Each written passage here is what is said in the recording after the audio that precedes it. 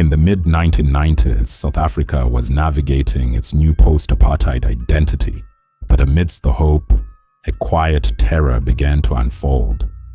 Women were going missing, then turning up dead, their bodies discarded like trash across townships. The crimes stretched from Atteridgeville to Boksburg to Cleveland. That's where the nickname came from, the ABC Killer. This is the true story of Moses Sithole, South Africa's most feared serial murderer, and one of the most terrifying predators the continent has ever known. This is Cases of the Continent. Before we dive into today's chilling case, take a second to support true crime storytelling from Africa. Like this video, hit that subscribe button, and tap the notification bell so you never miss a story that matters. And if you're watching this with friends, don't forget to share it. This is Cases of the Continent, where the darkest crimes of Africa meet the truth that must be told. In the mid-1990s, South Africa was reeling from violent crime, but nothing could prepare it for what would happen next. A man would go on to kill dozens of women, leaving a nation in fear. This is the story of Moses Sithole, the ABC Killer. Moses Sithole was born in 1964 in Vosloorus, a township southeast of Johannesburg. He was just 5 years old when his father died. Shortly after, his mother abandoned him and his siblings at a police station. They were sent to an orphanage where Moses claimed he was abused. By the time he was a teenager, his resentment toward women had already begun to form. He later admitted that he hated women, especially those who reminded him of his mother. In 1989, he was arrested for rape. He served 6 years and was released in 1994. That same year, the killings began. When Moses Sithole was released from prison in 1994 after serving time for rape, he returned to a society in transition and to a life of complete obscurity. But Sithole had changed. He was quieter, more focused. Friends and relatives noted that he kept to himself, often making vague references to new business plans. He began volunteering at a youth organization, presenting himself as a man of rehabilitation and community purpose. Some even believed he had turned his life around. But underneath that calm surface, darkness had taken root. Sithole wasn't rebuilding. He was evolving, testing, learning, plotting, and soon he would begin one of the deadliest murder campaigns in African history. Between 1994 and 1995, at least 37 women were murdered in this way. Sithole's pattern was horrifyingly consistent. He would lure women by pretending to offer them jobs at a non-existent company. He'd charm them, gain their trust, and then lead them to a secluded area. There, he would rape and strangle them with their own underwear. Between 1994 and 1995, at least 37 women were murdered in this way. The killings started in Atteridgeville, then moved to Boksburg, and later to Cleveland, earning him the name ABC Killer. The media frenzy intensified as women kept disappearing. Victims were often single mothers or young women looking for work. Communities panicked. Parents kept daughters at home. The fear was real and spreading fast. At first, police didn't see the pattern. These were different districts, different victims, and overworked officers. But beneath the surface, the killings were practically identical. Strangled, raped, dumped in isolated locations, many bodies found posed, arms crossed or faces turned away. It took months and pressure from both media and terrified families for authorities to accept what was happening. South Africa had a serial killer on its hands. The formation of a special task force marked a turning point. Experienced officers from multiple jurisdictions joined forces. Psychologists built a profile, a man with a grudge against women, likely intelligent, mobile, and charismatic. Then came a moment that turned fear into shock. When Scythold himself called a journalist at the Star newspaper, he confessed. He claimed the killings were revenge for a rape accusation years before. Calm, calculated, and chilling. Police used the phone records to triangulate his location. They found him in Cleveland. But it wasn't just the call. His former lover had grown suspicious. She'd found women's clothing and ID cards in his flat.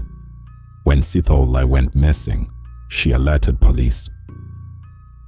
October 18th, 1995. Police prepare for a high-risk operation. The building in Cleveland is surrounded. Tension crackles in the air.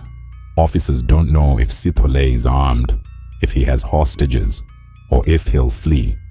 Guns drawn, they move in. What happens next becomes part of South African criminal legend. Moses Scythold, cornered and desperate, lunges at Detective Piet Bijleveld with a handmade axe. The officer, renowned for his calm under pressure, barely dodges the blow. His colleagues fire. 2 bullets strike Scythold. He drops, bleeding but alive.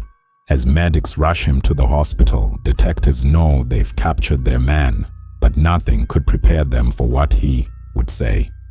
In the hospital bed, Moses Scythold begins to talk, not with shame, not with sorrow, but with control. He describes his methods like a craftsman. He details how he refined his techniques, how he learned to be quieter, faster, more persuasive. "I was getting better," he told one detective. "They trusted me. They came willingly."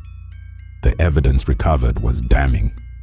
Inside Scythold's apartment, police found a trove of trophies: victims' underwear, ID cards, handbags, and even jewelry, meticulously kept as though catalogued. When Scythold was wheeled into court in 1997, the atmosphere was electric. Victims' families packed the gallery.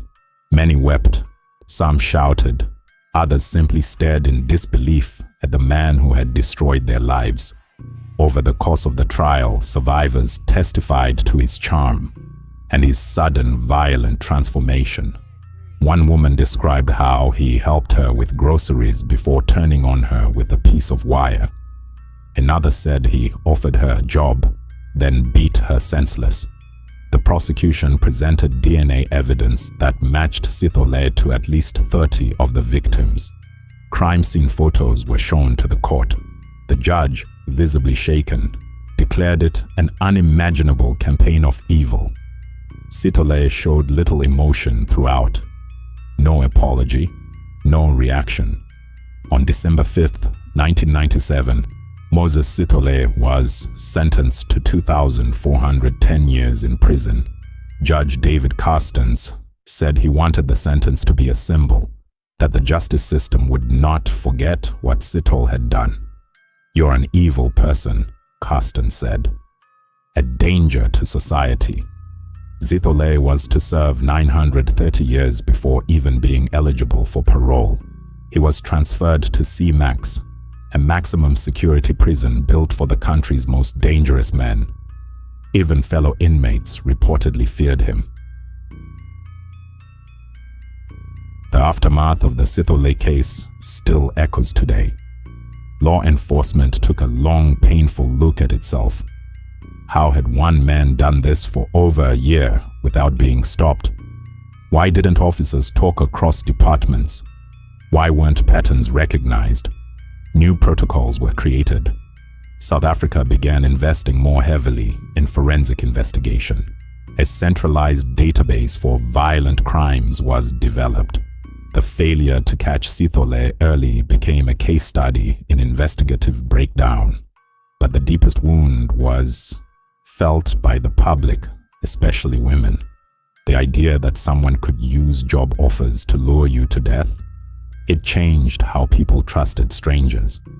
It made vulnerability a public discussion. Sithole's manipulation, the fact that he smiled, that he sounded educated, that he looked safe, forced people to rethink who a predator could be. He wasn't a monster in appearance. He was just a man, and that's what made him so terrifying.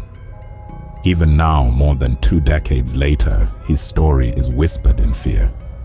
Schools and safety programs reference the ABC killer when teaching young women about stranger danger. He's South Africa's Bundy, their Dahmer, but uniquely theirs. Moses Sithole remains locked up. He has never apologized. He has never shown regret. And the victims, mothers, daughters, sisters, remain voiceless, except through those who carry their memory. This wasn't just a crime spree. This was a national trauma. This was the story of Moses Sithole, the ABC killer, a man who used trust as a weapon and left a wound that still hasn't healed. If this story moved you, don't let it fade. Like it, share it, subscribe to Cases of the Continent, and most importantly, tap the notification bell so you never miss a new episode. We bring you Africa's realest, rawest true crime stories. Because these voices deserve to be heard. Stay safe and stay aware. And remember this: monsters don't always hide under the bed. Sometimes they shake your hand, smile, and offer you a future.